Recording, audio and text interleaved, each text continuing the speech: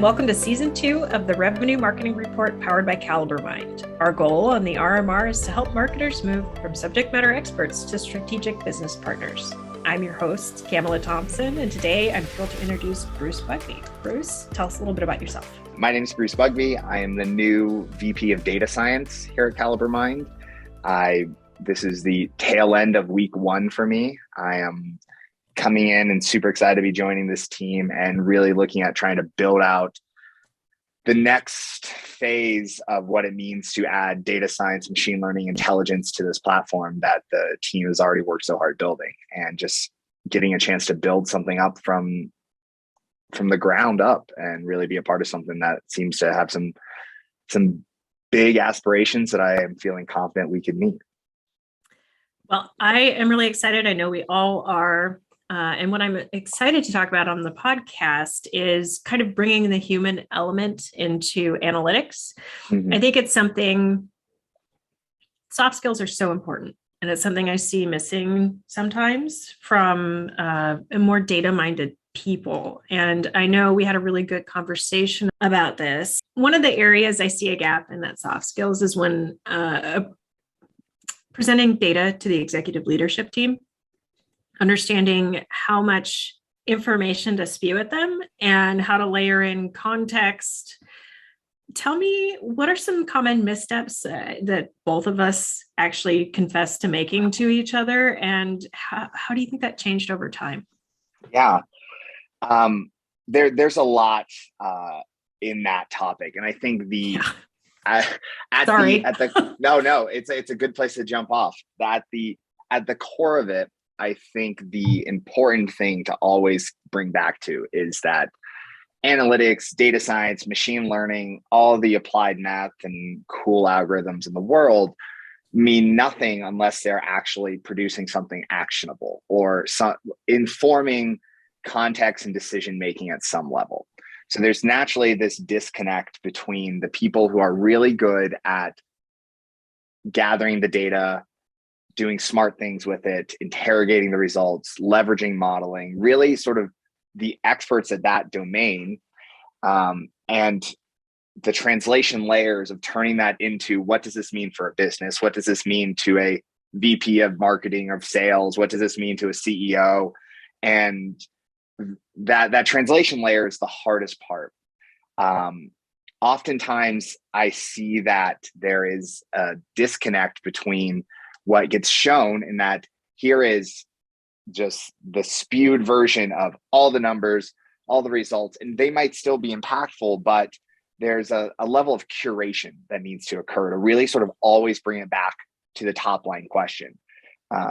So there's a lot of areas where I think that falls on its face. The first, I would actually say, probably stems not from the analyst, but from the people wanting the insight or needing the insight, because there is a responsibility on their end to really ensure that whoever is doing this work, whatever team, whatever management structure, that at the core of it, the core idea need is really being broken down and understood. So at the end of the day, I should be able to go to a junior data analyst, and they might not have the full picture of where they sit in the business world. They don't need the strategic vision. They don't need all that. But what they do need to know is how this ML analysis or what the statistical breakdown they're looking at have at least like a vague idea of like what this does for the business. And that can be curated and broken down. But oftentimes leaders are bad at doing that. And they say, go use data, go find data. There's value in data. And they don't necessarily at least give a crumb of guidance of what problems would be interesting to solve. And then you get a lot of generated from the bottom analyses, which aren't bad and can yield great things, but now you're asking someone to be both business domain expert and data expert at the same time. That comes with experience. But if I am sitting in an executive role and I want the answer to something, it would help if the people answering the question knew what the question was. I really understood it. So that's probably the first misstep I see a lot of when this sort of pattern starts showing up. So before we dig into the next misstep, because I know this is a huge topic, and I'm going to hit a lot of them, which I'm so excited about, but I love your point about the analyst being given this really broad direction without understanding the intent behind it, I would say I think the responsibility is on both ends. Yeah. So one of the first skills I want to see an analyst develop is drilling down and asking questions. You have to understand the why, and you're going to have to ask why 5 times.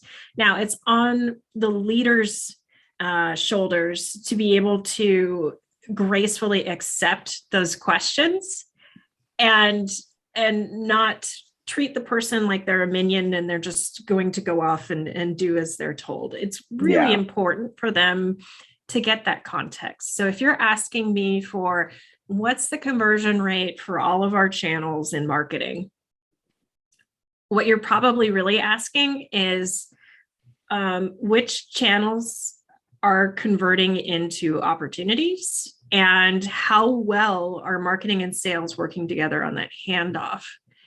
That's that analysis is completely different than what was originally asked for. Mm-hmm. And generally we don't even get that much detail, right? Yeah. I want to know if marketing's working is usually the question. And sometimes they don't even know what they're really asking for and the details they need.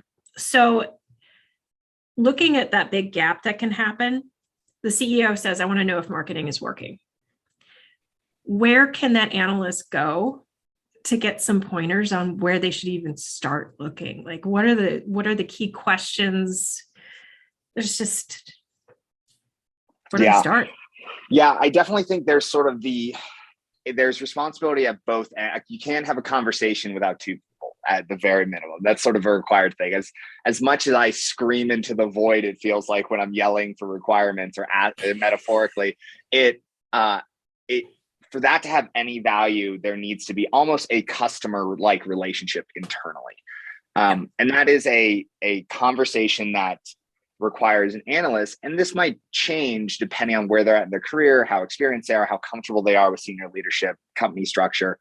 There's a lot of variables there. And that's a learned skill that needs to be coached and encouraged, that hopefully when someone's coming up as a junior or sort of fresh out of college, fresh out of a data science boot camp, something like that, that they are being given the opportunities to start asking why from day one. A lot of times what happens there in that regard is that the best relationships are, I sit there and I'm in a leadership role. I say, oh man, I've got a cool idea. I want answers about X, Y, Z.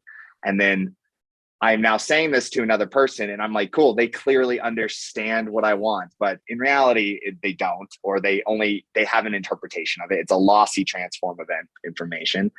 So by them asking questions, they're really illuminating what they're hearing from me. And one, that either says, oh, I'm not making my point, or 2, that really tells me, oh, I didn't really understand my own point. And I think it's the latter a lot of times. So these conversations, I think, really illuminate at least the path of saying, hey, okay, we started the question, is marketing working? That's an amazing high level question of just saying, is it working? I'm an analyst. It's cool. Before I go run off and say, okay, I got that. I'm prone to saying yes, because I want to go derive value. I want to go use all these cool data science things that I know about. Maybe I want to use the most recent frameworks. Maybe I get really excited about the tools that I get to use. And that's great. Mm-hmm. I need to be like, okay, is marketing working? I need to go, well, how is that measured? What is the baseline there? And it's really easy to get caught up in nuanced conversations, like, oh, there's so many different ways to measure it. One of the quotes that you've probably already heard me say, but I'll say it throughout the entire time we work together, is there's a famous quote in statistics by George Box, I think it was. It's like, all models are wrong, some are useful. So I just accept that everything, there's always a different way. There's always nuance, but let's just pick something. We don't let the perfect be the enemy of good. And we just say, okay, I'm going to look at how many opportunities were generated, or I'm going to look at how those translate into actual revenue based on just a very simple breakdown. Start really simple and then use that as your baseline to expand. Because if you just give them the whole nuanced domain to muddle through, you're not going to get value from that analyst. They're going to be lost and you're not going to get something that's actually useful. So now a couple of weeks have gone by, you're meeting with this analyst and they're like, okay, they pulled their hair out trying to give you something. Maybe it's good, maybe it's not, but it's not the most efficient return on investment of time for either party. So that's probably right where it starts. Is I try to compartmentalize these questions and say, okay, what's the smallest version of this question we can answer first? What's the obvious follow on? And then just sort of build up from there as we start digging in, at least at this sort of like high level digging in of an analyst trying to answer a real question. Yeah. And I think part of the difficulty there too, just inherently in the question, is somebody who's just fresh to the organization or fresh to supporting a certain department, they're lacking a lot of context and what the business use or the industry uses overall and what the benchmarks are. Like it's just a really difficult thing to throw somebody into doing. A comfort level with the executives. Love that point. Want to touch on that a little bit more. So sure. I remember first coming out of college, being asked to run some analysis and then present that to the executive team. I kind of laugh at how nervous I was now because they're people. Mm-hmm. They don't know everything, and they're not really they're not there to tear you down, right? Like they're going to appreciate the insight. They're going to apply whatever context they have to it, and they're going to take it with a grain of salt. And that's not a reflection on your ability. I notice younger analysts, and I think we were talking about this, we both did this, we have a tendency to look at a presentation as almost a legal case proving our point and the work we did and how solid things are. And you said something really insightful. And that was a lot of younger analysts feel like they need to prove that they should be there. Can we dig into that just a little bit more? Yeah, I think there's definitely, this is where both the human element in understanding these sort of data and like analyses, but also the human element of you have a young person early in their career trying to validate why I'm standing in front of a CEO or why I'm here, or even why I got this job. And It's not exclusively young analysts that suffer from this. I am suffering from this periodically this week, starting my new job in a good way. It's to the point of whenever you change things, move out of your comfort zone, move out of familiarity. For me, I was at Oracle for 3 years and I was very comfortable. I was a known quantity. I knew the landscape of my world. Now I'm in a 20-ish person startup and I'm talking to brand new people and it's a completely different paradigm shift for me. And I'm super excited, but there's also nerves around it. And that is only compounded when you're earlier stage in career where you don't have the sort of experience of being through the ringer of, yes, they hired me knowing exactly who I am, exactly the skills that I bring and what I can do.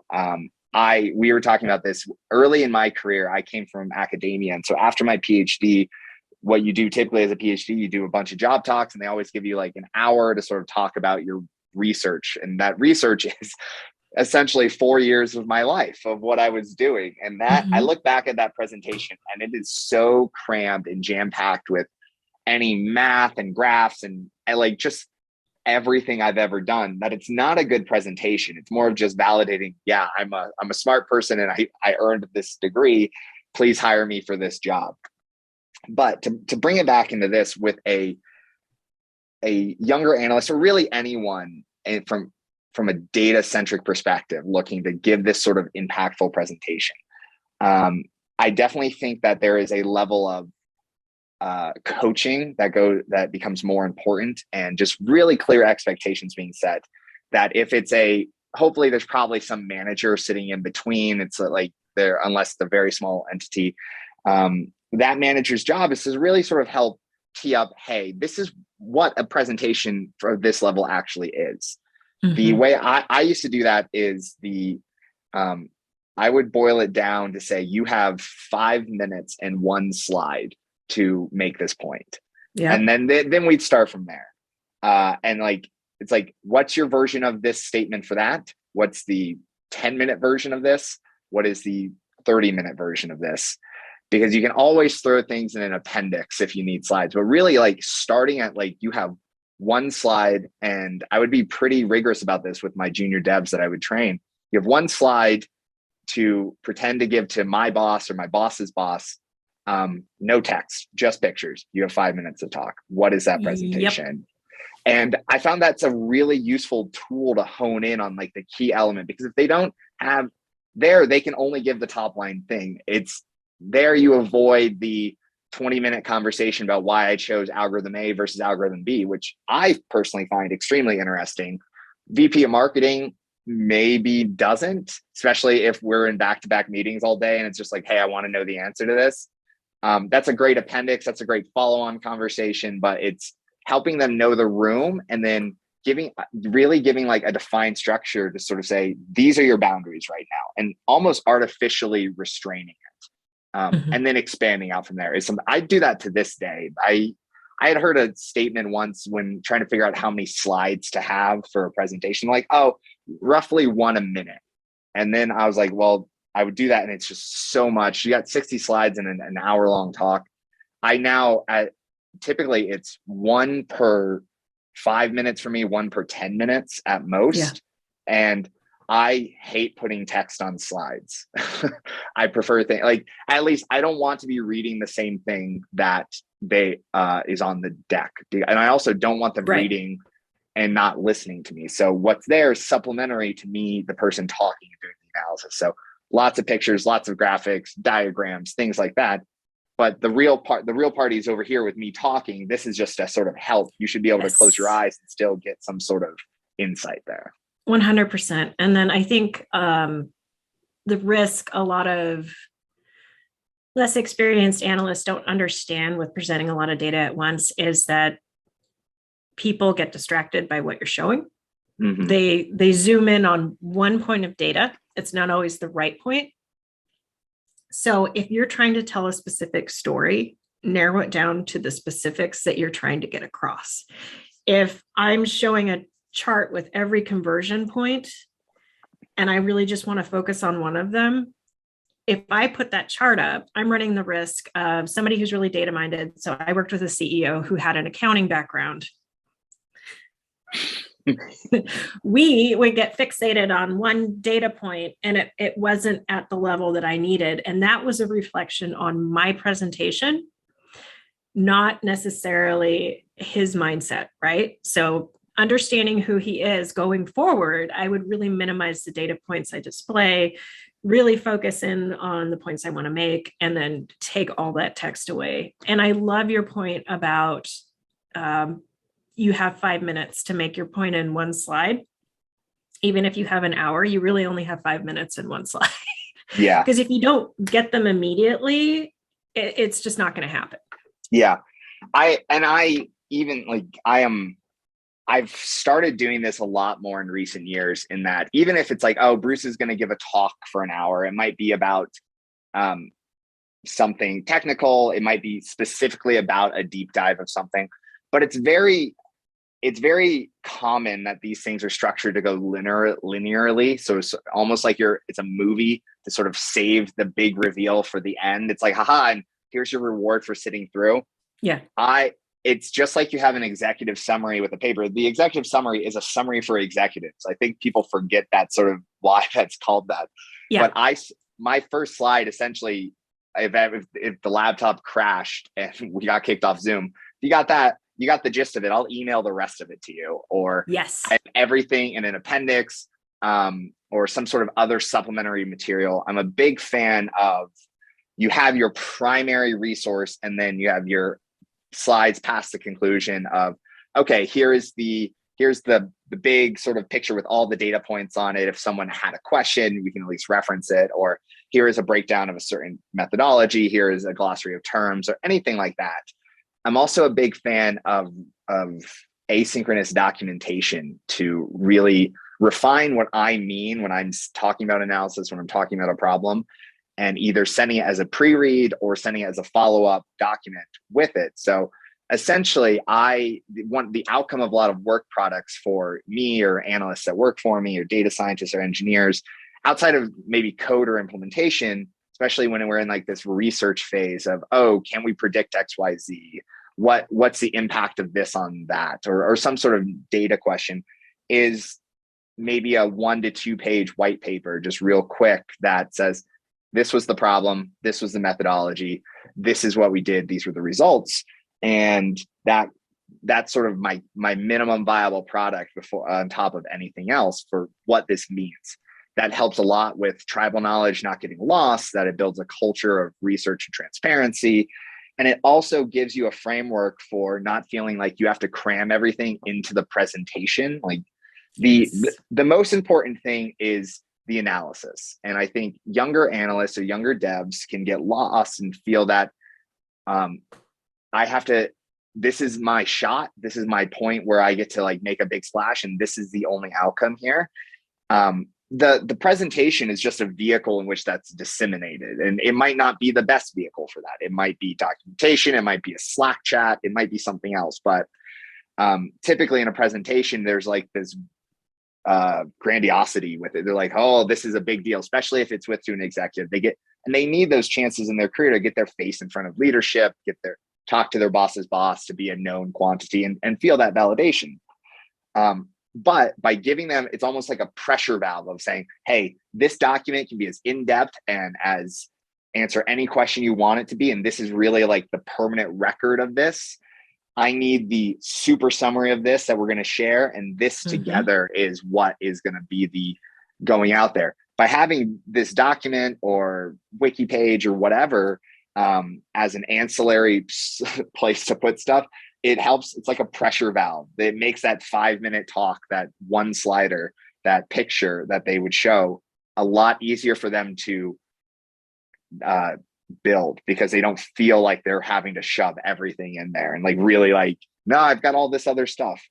The other part with it is that a negative result is still a result. And as analyst doesn't control the result of a hypothesis, if it was like, oh no, we can't do it, it doesn't work. And there's a point where things don't work because we didn't do them well. But if we do things well and we do things appropriately, sometimes a signal doesn't tell us what we want to hear. Sometimes we don't like it. It is what it is. And it's really easy for younger devs and younger analysts to internalize that and feel, oh no, I'm delivering bad news. They're going to shoot the messenger on this one. Yeah. Well, it can happen. But one of the things is, so 2 things. One, I think it's essential for everyone to know how to do exactly what you were describing, which is building a business case. So starting with a problem statement and then walking through it in a document. And I think that's such a good idea. I'm going to attach a template in the podcast notes and to the article, and we'll just give an example. Sure. So love that. The second point is understanding that sometimes people are coming to you with loaded questions and they're looking for a specific answer. And I think it's an analyst's job to be, like I used to joke, I was Switzerland, I'm unbiased, it's the data, I'm doing what the data tells me to do. And if it conflicts with what this person's hoping for, so be it. And I think that's how you build respect, really. If you're honest, you go through your due diligence, you're transparent. I think that's much more effective. I think of the book Lying with Statistics. Yeah. Because you can make them say anything, and you could probably find some data points that support this person's theory. But if overall things are leaning in a different direction, you have to go where the data goes. And there's always I love that book. And the running joke I've always said is that stats always feels like we're Jedis, because there's a light side and a dark side. There really is. Like, you can manipulate things to say what you want, and they might not hold up to data literate and statistically literate people, but you put a number in front of people start saying the number, that number becomes true in their minds, regardless of whether it's actually true. It's always harder to backtrack on those things. So there's perverse incentive sometimes to like say something and wish it into existence, and then it just exists. I agree with you in that the analyst's job is to be objective and transparent. And really, with that, I think the important thing for them to do is that they are responsible for really highlighting and understanding the what of they're doing, like how they're doing these things, what the methodology of their work is, how are they coming to this conclusion, and then being open for conversation around what potential assumptions and impacts would be made. Like assumptions have to be made, and it's just more that those need to be called out rather than hidden. Because when you have those hidden assumptions, and it's not necessarily malicious, it's just you don't think about it. It's like, oh yeah, I grabbed a year's worth of data for something. Like I grabbed data from the past 3 months to study some sales trend. Well, were those 3 months November to January, and then you're around Christmas? Like Yes. that, I mean, it's, if you don't like make it apparent about like when your data was coming from, like at the top, you might not be faulted for saying, oh yeah, it makes sense that Christmas and the holiday season would matter in this type of analysis. But if you don't at least put that in front of the people that are looking at your stuff, then that might not get caught, and erroneous decisions get made based on like, oh man, we see a massive uptick in sales, like we're going to hit that for months now. But saying no, it's like an anomaly around a holiday season or something like that. So Yeah. there is the main responsibility is that transparency and communication of it, because the transparency means things on a couple levels to different people. Myself as a statistician, data scientist type, when I'm having a conversation with another analyst or other type, like I want to probably get in the weeds with you based on like, okay, why are you choosing this algorithm? What about this method? Why are you omitting data like this? How are you handling this type of stuff? See if there's anything that it doesn't pass the smell test of like, oh, this sort of feels like an abuse, or maybe inadvertent spiking of your own data, or just something that are known problems. At a higher level, it's more just saying, hey, for me to answer your question of how is marketing working? Well, I was looking at data from this time frame. I was looking at these types of clients over these types of segments from these types of channels. You could probably immediately look at like, oh my goodness, that's a very limited analysis, so this doesn't work. Or maybe we're missing something of like, oh, you omitted direct mail for some reason, and we need to understand that part of that business or something of that nature. So I think there's a lot of responsibility for developing that transparency at the right level, and then just sort of dialing up how much that's technical transparency versus just sort of the storytelling transparency. Yeah. Yeah. And I'm just thinking of like that is marketing working? There's so many things that could mean. Are we building awareness? Are we generating pipeline? Are we investing somewhere and we're worried we're not getting a return on the investment? Like, what's the real question here? But a lot of times it displays a lack of trust with the information they're getting from the team, and they're looking for somebody else to verify it. Sure. Which is a tough thing to navigate, and somewhere I've been. So if you find yourself in the middle of a situation like that, how do you recommend navigating that? I know how I have, but what steps can somebody take to make sure they're not blowing up a landmine on either side of that? Yeah, it's one of those things where I think being critical first of your own results is always important. And if I do something and the results are unexpected, my first inclination is I did something wrong and I broke something. And I think that's an important sort of layer one to have, because without that, it's very easy to spin up and tell a story depending on maybe how much cachet you have or how much personal investment other people have in the narrative that supports. And just like, I could see it like, oh, I made an analysis that says this sales channel just doesn't work for us. It's bad. We're losing money on it. With just yelling that, if there's someone who's like, oh yeah, I've always hated using that channel, let's just put all of our money somewhere else. We're never going to touch it again. And someone who has invested with this and just, they wanted that narrative, they didn't want to do it in the first place. Like, cool, ammunition.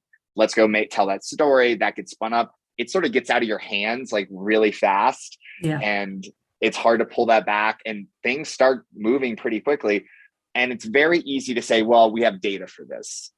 So one, always making sure that if I am disproving something, or there is a strongly held contrary opinion, or there's a strongly held like belief about something else, there's a lot of due diligence that I need to do to sort of be like, hey, like I saw this, we double checked it based on all these, get these, I like treat these as like experimental results. I need to prove with some degree of certainty that these actually have merit. So that might mean being a little bit more like introspective about my methodology, getting it vetted by other devs, having other people look at it, especially if I'm finding in this case where there is like conflicting ideas or stories being told. And you see this a lot. I've had friends working similar roles.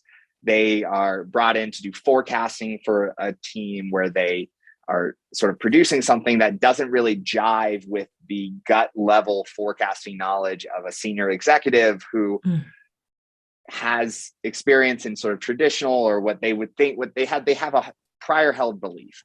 And that was a big point of contention there, where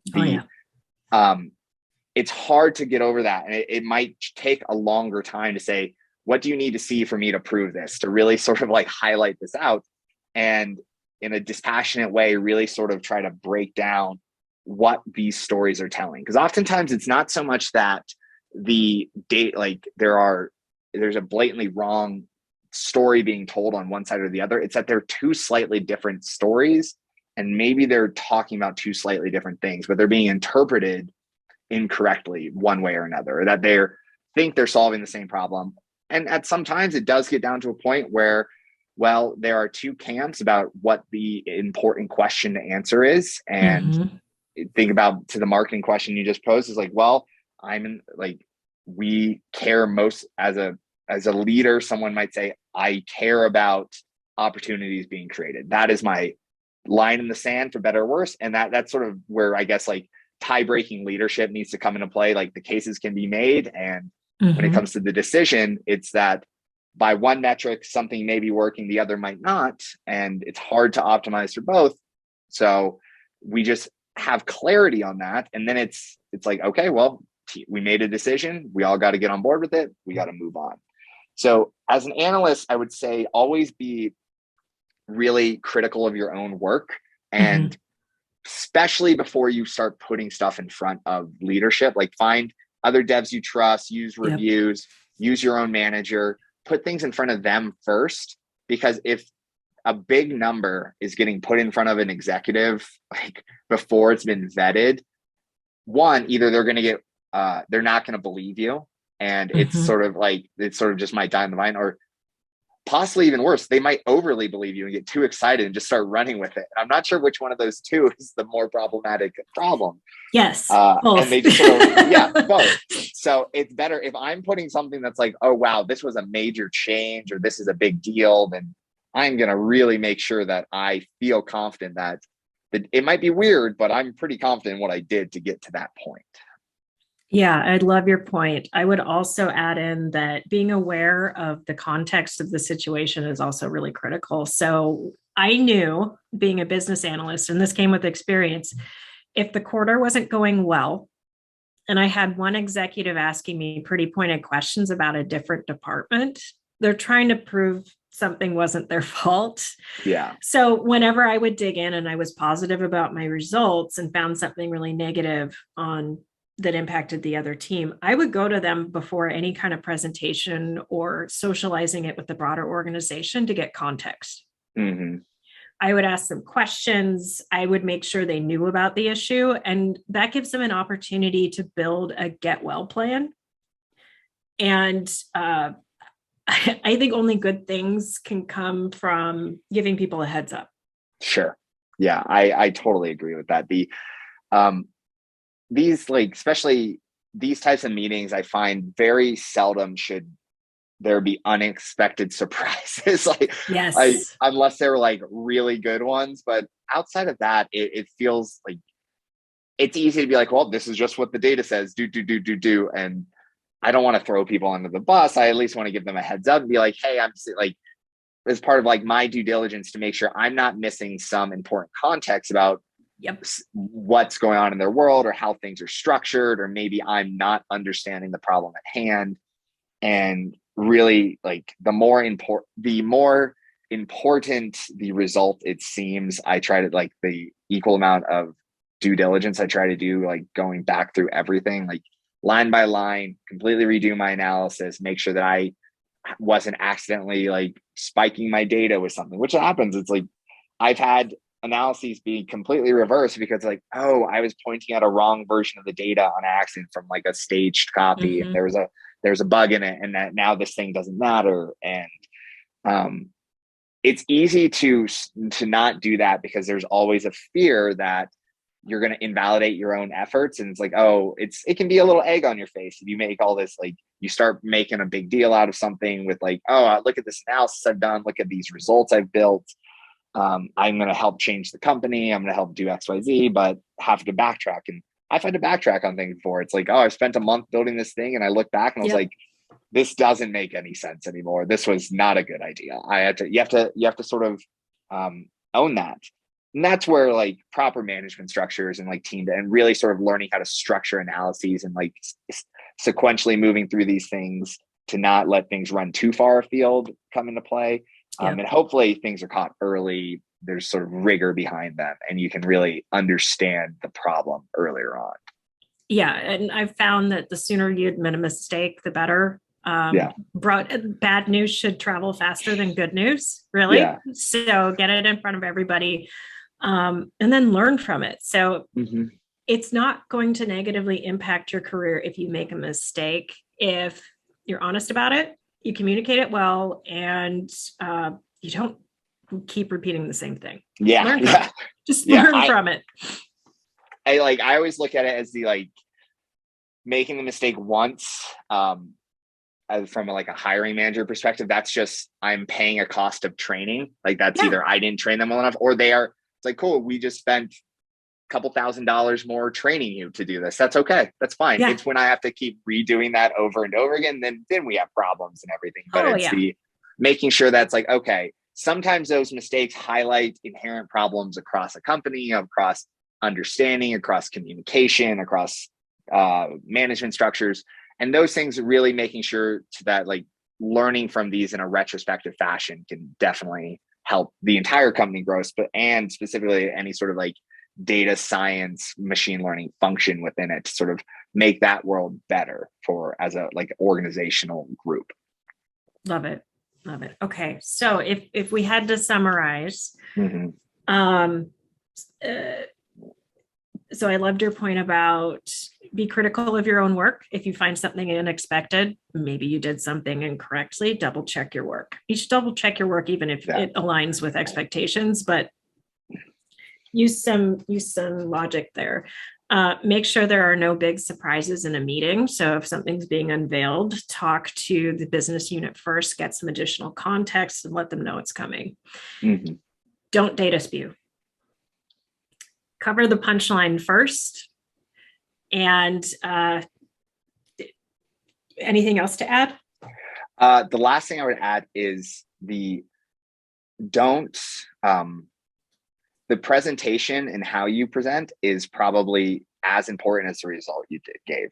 And so I would say focus on visual and complementary storytelling, and making sure that they're listening to you when you're talking and not just co-reading a bunch of words on a document. So investing time in understanding how to tell a complicated story in a simple visual manner, and not just like, oh, I made some default graphics in Excel and they look bad and like threw them up there.